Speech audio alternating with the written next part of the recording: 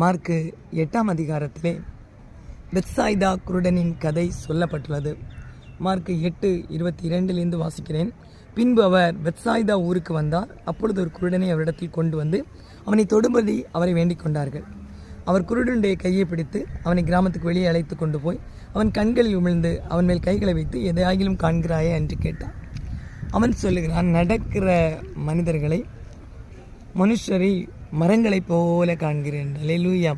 நடக்கிற மனுஷர்களை அவன் எப்படி காண்கிறான்? மரங்களைப் போல காண்கிறேன் என்கிறான். இயேசு என்ன செய்தார் தெரியுமா?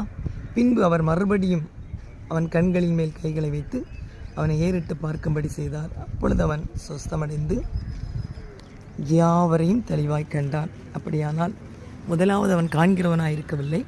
கர்த்தர் அவனை தொட்ட பொழுது, அவன் கையை பிடித்த பொழுது, கண்கள் உமிழ்ந்த பொழுது அவன் காண்கிறவனாய் கண்டான். இந்த இயேசு கிறிஸ்து உங்களை தொடுகிறாள். உங்கள்